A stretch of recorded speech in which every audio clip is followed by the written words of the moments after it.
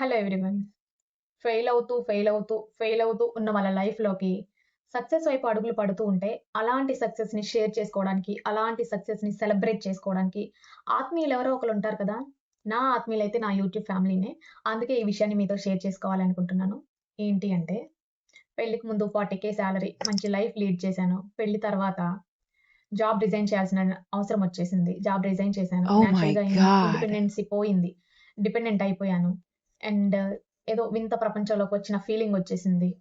ఈలోపు pregnancy, deliveries, పిల్లలు, బాధ్యతలు ఇవన్నీ చూస్తూ ఉంటే నా స్పేస్ నేను పోగొట్టుకున్నానన్న feeling. At the same time ఏ అమ్మాయికైనా ప్రెగ్నెన్సీ, పిల్లలు ఈ ఎక్స్‌పీరియన్సెస్ అన్నీ చాలా ప్రీషియస్‌గా ఉంటాయి. ఆ ఎక్స్‌పీరియన్స్‌లో ఒకవైపు, ఈ బ్యాడ్ ఎక్స్‌పీరియన్స్‌లో ఒకవైపు, ఇవన్నీ చాలా ఫేస్ చేసి, తర్వాత ఒకానొక టైమొచ్చేసరికి ఏంటి నేను చదువుకున్న చదువంతా ఒక బీరువాలో ఒక మూలకి పడేసి అలాగా మన సర్టిఫికేట్స్ అలా ఒక మూలకి పడేసి అలా ఉంచేయాలి. అవునా? ఇలాంటి టైంలో నాకనిపించింది, ఇంక నా లైఫ్ ఇలాగే ముగిసిపోతుందేమో అనిపించింది. చాలా డిప్రెషనొచ్చేసింది. ఆ టైంలో లేదు నేనిలా ఉండకూడదు. నన్ను నేను ప్రూవ్ చేసుకోవాలి. ఏదో ఒకటి చేయాలి అనే తపనతో 2023లో అనుకుంటా నా సెకండ్ బాబుకి first baby 2 years plus second delivery అయిన తర్వాత 3 మంత్స్ బాబు. ఆ టైం నుంచి యూట్యూబ్ ఓపెన్ చేస్తే నేను ఇంట్లో ఉండి పిల్లల్ని చూసుకుంటూ ఏమైనా చేయగలనా? నా మైండ్‌లో ఇది తప్ప వేరే థాట్ లేదు. ఎందుకు అంటే పెళ్ళికి ముందు నన్ను చూసి అమ్మాయి చదువుకుంది, మంచి జాబ్ తెచ్చుకుంది, మంచి జాబ్ చేస్తుంది, సెటిల్ అయిపోయింది లైఫు అని అనుకున్న వాళ్ళే పెళ్లి తర్వాత, డెలివరీస్ తర్వాత, పిల్లలున్న తర్వాత "నువ్వు ఎంత చదివినా పిల్లల్ని చూసుకోవడమే నీ లైఫ్. ఇంక నువ్వేం చేయలేవు" అనే మాటలు వినిపించాయి. నేనది తీసుకోలేకపోయాను. లేదు ఎలాగైనా నన్ను నేను ప్రూవ్ చేసుకోవాలి. నేను పిల్లల్ని చూసుకున్నా, ఇంట్లో ఉన్నా సరే నా లైఫ్‌ని నేను ప్రూవ్ చేసుకోవాలి. నాకంటూ ఫినాన్షియల్ ఇండిపెండెన్సీ ఉండాలి. నా బ్రాండింగ్ నాకుండాలి అని చెప్పేసి ఎక్స్‌ప్లోర్ చేస్తూనే ఉండేదాన్ని. 2023లో స్టార్ట్ చేసిన నేను ఏంటి ఇంట్లో ఉండి ఏమైనా చేయగలనా అని యూట్యూబ్ మొత్తం పిచ్చిదానిలా వెతికేదాన్ని. ఆ టైంలో రీసెల్లింగ్ అని మామూలుగా చాలామంది ఆన్‌లైన్‌లో రీసెల్లింగ్ చేస్తూ ఉంటారు. సరే ఇంట్లోనే ఖాళీగా ఉంటున్నాను కదా! ఖాళీ ఏం కాదు పిల్లలతో అంత ఈజీ ఏం కాదు. కానీ నాకు దొరికే 1 ఆర్ 2 అవర్స్ టైంలో రీసెల్లింగ్ స్టార్ట్ చేసి సూరత్ మ్యానుఫ్యాక్చరర్స్‌తో టై అప్ అయ్యి రీసెల్లింగ్ స్టార్ట్ చేశాను. ఎంత కష్టపడినా సరే హార్డ్‌లీ 2000, 3000 మంత్లీ ఇలాగే వచ్చేది. దీంతో మన లైఫ్‌లో పెద్దగా ఏం మార్పొస్తుంది? మనమేంటి అనేది ప్రపంచానికి ఎలా చెప్పగలుగుతాం అనిపించింది. దాని తర్వాత కూడా నేను ఎక్స్‌ప్లోర్ చేస్తూనే ఉండేదాన్ని. అలా చేయగా చాలామంది అమ్మాయిలు, అబ్బాయిలు ఇలా డిజిటల్ స్కిల్స్ నేర్చుకొని, డిజిటల్ అఫిలియేటింగ్ త్రూ ఇలా మనీ ఎర్న్ చేస్తున్నారు. చాలా జెన్యూన్ వేస్ ఉన్నాయి. జెన్యూన్ కంపెనీస్ ఉన్నాయి. జెన్యూన్ ప్లాట్‌ఫార్మ్స్ ఉన్నాయి. అని చెప్పి నేను తెలుసుకున్న టైంలో, ఆ టైంకి నేను ఆ విషయం నాకు తెలిసిందో లేదో ఇమ్మీడియేట్‌గా నేను స్టెప్ తీసుకొని జాయిన్ అయిపోయాను. జాయిన్ అయిన తర్వాత ఎవరైతే నా మెంటర్ ఎవరైతే ఉన్నారో, నేనెప్పుడైతే జాయిన్ అయ్యి మనీ పే చేసి ఓకే. లాగిన్ అయిపోయానో, ఆ మినిట్‌లోనే నన్ను బ్లాక్ చేసేసాడు. ఎలాంటి గైడెన్స్ లేదు నాకు. నేనెలా తెలుసుకోవాలి? అసలు డిజిటల్ అఫిలియేటింగ్ అంటే ఏంటి? ఈ డిజిటల్ స్కిల్స్ ఏంటి అసలు? వీటిని ఎలా నేర్చుకోవాలి? ఏబీసీడీలు కూడా రావు. యూట్యూబ్ ఓపెన్ చేస్తే ఈ కర్రీ ఎలా చేయాలి? ఈ సీరియల్ ఎపిసోడ్ ఇంతకు మించి నాకు ఇన్‌స్టాగ్రామ్ లేదు, ఫేస్‌బుక్ లేదు. ఏ సోషల్ మీడియా ప్లాట్‌ఫార్మ్స్‌లో యాక్టివ్‌గా ఉండను నేను. సో, అలాంటి ఫ్యామిలీ బ్యాక్‌గ్రౌండ్ నుంచి వచ్చిన నేను, ఇలాగ బ్లాక్ చేసేసరికి నాకేం అర్థం కాలేదు. మొత్తం బ్లాంక్ అయిపోయింది. ఆ టైంలో నేననుకున్నాను, ఓకే. ఒక పర్సనే కదా బ్లాక్ చేసింది. సో, వెళ్దాం ప్లాట్‌ఫార్మ్‌లోకి వెళ్దాము. ఓపెన్ చేద్దాం. అసలేమున్నాయి, ఏంటి చూద్దాము అని చెప్పేసి చూసి, నేను ఐడీపీ అనే ప్లాట్‌ఫార్మ్ ఐ డిజిటల్ ప్రెన్యూర్‌లో జాయిన్ అయ్యి, మొత్తం చూసాను. హిందీ, ఇంగ్లీష్ మిక్సింగ్ ఉంది. మోస్ట్ ఆఫ్ ది కేసెస్‌లో హిందీనే ఎక్కువుంది. నాకు హిందీ రాదు. ఇంగ్లీషొచ్చు. సో, చూసాను. అసలు డిజిటల్ స్కిల్స్ ఎలా నేర్చుకోవాలి? డిజిటల్ అఫిలియేటింగ్ ఎలా చేయాలి? వీటికి కొన్ని స్ట్రాటజీస్ ఉంటాయి. ఇలా క్లయింట్‌తో ఎలా మాట్లాడాలి?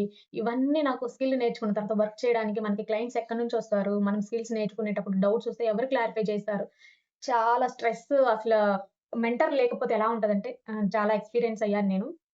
సో, ఇదంతా నేనెందుకు చెప్తున్నాను అంటే, ఎంత స్ట్రగుల్ ఫేస్ చేస్తే మనం సక్సెస్ వైపు వెళ్తాము అనేది మీకు తెలియడం కోసమే. సక్సెస్ ఏమి నా లైఫ్‌లోకి ఈజీగా రాలేదు.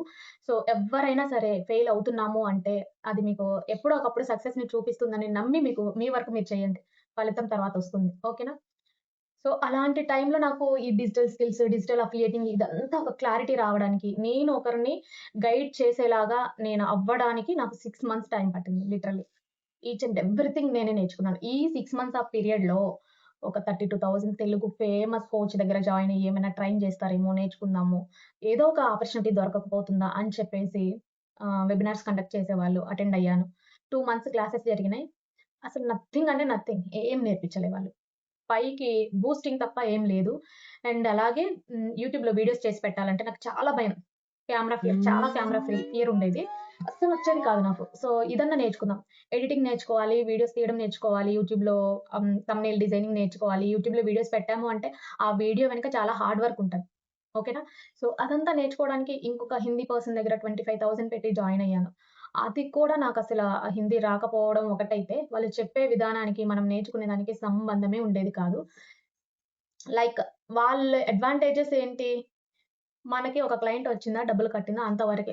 రెస్పాన్సిబిలిటీ తీసుకొని మనం పెట్టిన అమౌంట్‌కి న్యాయం చేసే వాళ్ళైతే నాకసలు చాలా తక్కువ. సో, ఈ క్రమంలో ఈ ఫెయిల్యూర్స్ అక్కడ ఫెయిల్ అయ్యాను, ఇక్కడ ఫెయిల్ అయ్యాను. ఇంకా ఇది థర్డ్ టైమ్ నేను అటెంప్ట్ చేయడం. నేను జాయిన్ అయిన తర్వాత థర్డ్ టైమ్ నాకు ఫెయిల్యూర్. సో, ఇన్ని ఫెయిల్యూర్స్ మధ్యలో ఒకే ఒక్క జెన్యూన్ పర్సన్‌ని నేను అప్రోచ్ అవ్వడం జరిగింది. ఉమేష్ ఇమ్మాడిశెట్టి అని చెప్పేసి. ఆ సార్ కోర్సెస్ చాలా రీజనబుల్‌గా అనిపించేవి. High technology. సో, నేను చెప్పాను సిట్యుయేషన్ అంతా సార్‌కి ఎక్స్‌ప్లెయిన్ చేశాను. సార్ సిట్యుయేషన్ ఇది. నేను ఇలా మోసపోయాను. నాకెలా మీరు హెల్ప్ చేయగలరు అనంటే, నేను మాట్లాడేది 1 to 1 తీసుకొని సారు నేను మాట్లాడే తీరు ఇదంతా అబ్జర్వ్ చేసిన తర్వాత, రాజీ నువ్వు చాలా మాట్లాడుతున్నావు కదా! నువ్వెందుకు భయపడుతున్నావు? నువ్వు ఇలా చేయి, ఇలా చేయి అని చెప్పేసి స్టెప్ బై స్టెప్ నాకు గైడ్ చేయడము. ఓకే. నాకు ఈ టాలెంట్ ఉంది అన్న విషయం నాకే తెలియలేదు. ఆ సార్ దగ్గర నేను అంత పాజిటివిటీని చూసాను. And at the same time అక్కడి నుంచి నాకు ఎర్నింగ్స్ స్టార్ట్ అయినాయి. సో, అదొక బ్లెస్డ్ అని చెప్పాలి. కొన్ని ఫెయిల్యూర్స్ తర్వాత ఒక మంచి కోచ్‌ని నేను రీచ్ అవ్వగలిగాను. సో, అక్కడి నుంచి నేను స్కార్వి వరకు రాగలిగాను. సార్ ఇచ్చిన ఇన్‌స్పిరేషన్‌తో అండ్ కొంత ఎర్న్ చేసుకుంటూ, అదే ప్లాట్‌ఫార్మ్‌లో ఎర్న్ చేసుకుంటూ స్కార్వి వరకు వచ్చాను. స్కార్విలోకి వచ్చిన తర్వాత, స్కార్వి ఇచ్చిన సపోర్ట్‌తో ఇంకొంత ఎర్న్ చేసుకోవడం, కొంతమంది పీపుల్‌ని కలవడము, వాళ్ళకి గైడ్ చేయడము. సో, ఇప్పుడు ఈచ్ అండ్ ఎవ్రీథింగ్ నేను మీకు గైడ్ చేయగలుగుతాను. ఎందుకంటే ఇన్ని ఫెయిల్యూర్స్ నుంచి వచ్చిన తర్వాత మనకి ఏ క్వెషన్ మార్క్ అయినా, ఏ క్వెషన్ అడిగినా సరే మనము ఇట్లా చెప్పగలుగుతాం. ఎందుకు అంటే అంత ఎక్స్‌పీరియన్స్‌ని గెయిన్ చేసుకొని వస్తాం కదా! 3 ఇయర్స్ ఆఫ్ ఎక్స్‌పీరియన్స్ ఉంది డిజిటల్ స్కిల్స్, డిజిటల్ అఫిలియేటింగ్‌లో. అండ్ కొన్ని స్కిల్స్ నేర్చుకున్నాను. ఇప్పుడు మా బాబుకి 3 ఇయర్స్. 3 ఇయర్స్ వచ్చిన తర్వాత నేను అప్పటినుంచి ఎందుకు ఎక్స్‌ప్లోర్ చేశాను అంటే, వీళ్ళు స్కూల్‌కెళ్ళే టైంకి నేను ఫినాన్షియల్‌గా ఇండిపెండెంట్ అవ్వాలి. నేను రెస్పాన్సిబిలిటీ తీసుకొని వాళ్ళకొక మంచి లైఫ్‌ని ఇవ్వాలి అన్న ఒకే ఒక ఉద్దేశ్యం. సో, అప్పటినుంచి ఎక్స్‌ప్లోర్ చేసి నేను ఫెయిల్ అవుతూ వచ్చిన దానికి ఇప్పుడు పిల్లలు స్కూల్ స్టార్ట్ అయింది. స్కూల్ టైమ్ స్టార్ట్ అయింది. ఈ టైంకి నాకు కొంచెం సక్సెస్ ఒస్తుంది. చాలా మంది ఒకసారి ట్రై చేస్తారు, 2 సార్లు ట్రై చేస్తారు. కానీ అలా కాదండి. మనం ట్రై చేస్తూనే ఉండాలి. లైక్ మహమ్మద్ గజ్నీ లాగా, అబ్రహం లింకన్ లాగా ట్రై చేస్తూనే ఉండాలి. సక్సెస్ అనేది తర్వాత విషయము.